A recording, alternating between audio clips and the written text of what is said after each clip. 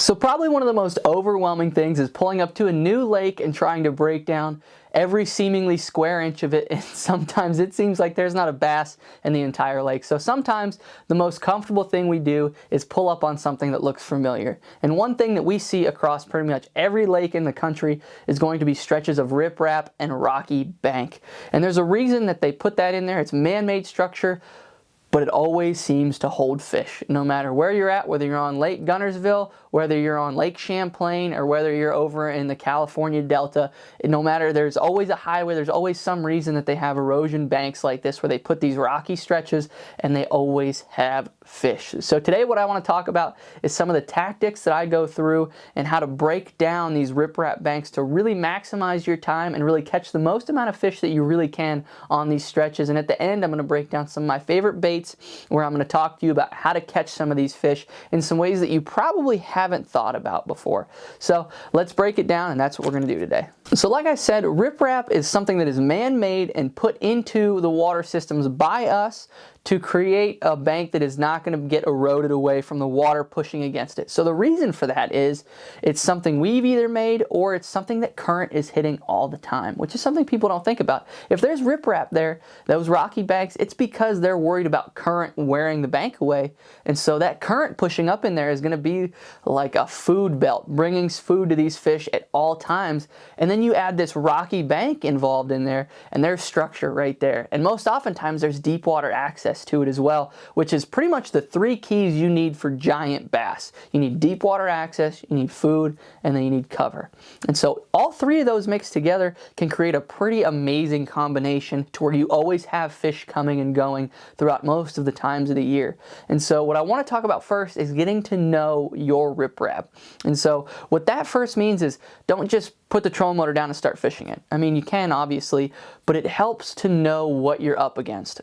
And by that, I mean getting behind the graphs and putting some time idling that stretch of riprap to see where the deep water cuts up against it, where there's boulders that come off of it, because all of these boulders that are on there are just people dumping them on there, you know, using big backhoes and whatnot to dump them on there. And so sometimes you get stretches where the dude had way too many monsters first thing in the morning and he threw the boulders a little bit too far. And so you have these rocky outcroppings that come off of there. You might have logs that the current has washed up on there. There might be man-made structures there like shopping carts, anything else that people threw in the water, because a lot of times there's roadways right along there.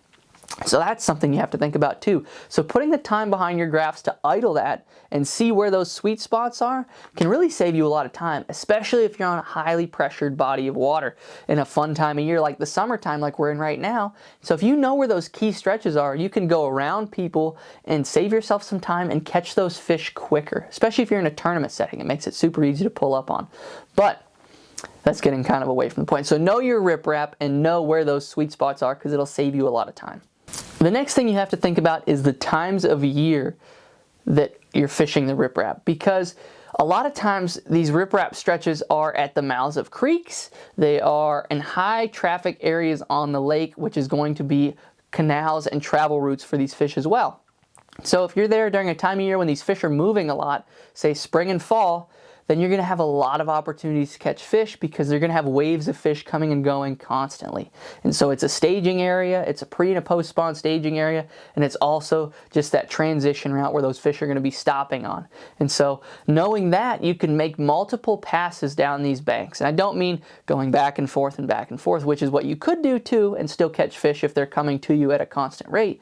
Or if you make a pass and you catch like 6 or 7, then yeah, turn around and go back. But what I'm talking about is go there in the morning, hit it, go run some other stuff.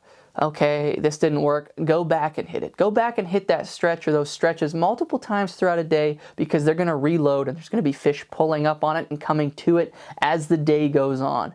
And that's something that people often don't think about. Just because you pulled up on it at 9:30 in the morning and didn't get bit doesn't mean there's not a wave of fish coming to it. It could also be the conditions might change. You know, those fish are going to live on that riprap year round, and so if it's hot, sunny and slick calm first thing in the morning and you don't get bit, When it gets windy in the afternoon and the wind's crashing against it, maybe go back and try to pull up on it again with some different baits or a different angle, and that might really change your perspective and change when you get it.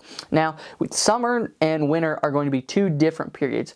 You're not going to have as many fish coming and going. You're going to have more residential fish and more fish that are, when they get there, they're going to be there for a period of time, and they're going to leave. They're not going to be as migratory. And so knowing that this time of year, you really have to think about that in a presentation aspect, breaking it down and going a little bit slower with more finesse baits, more reaction baits, because let's face it, when everybody pulls up to Riprap, the first thing they want to do is throw a crankbait, because that's what Riprap is known for. Unless you're Hank Cherry, in which case you would throw a jerkbait, which is also a great bait to be throwing on that Riprap.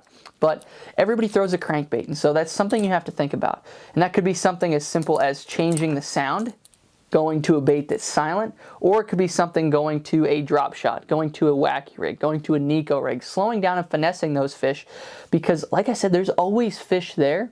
And so knowing that, it makes it easy, because you know there's fish there, you just have to figure out how to catch them.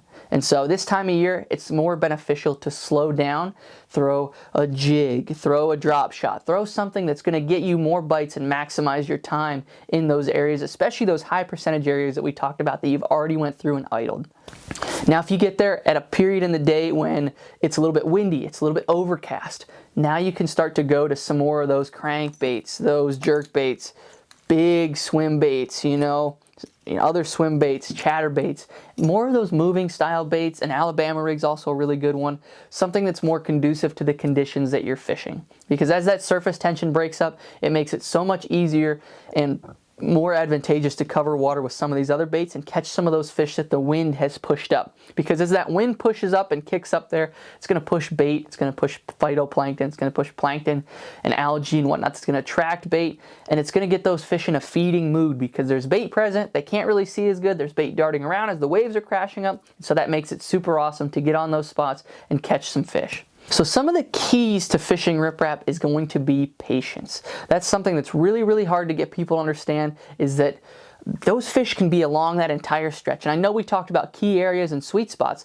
but that's not always the case. Sometimes if you get those windy conditions, they might be littered up and down those banks. So utilizing some of these moving baits and just taking your time. If anybody watched Hank Cherry during the Classic, he was throwing a jerkbait and really just milking those stretches of Riprap, knowing that in those pre-spawn, those fish are coming to him, and that there's fish that are going to be on all throughout that stretch, just moving along, feeding up. And so if he spent enough time there, eventually he was going to run through a couple.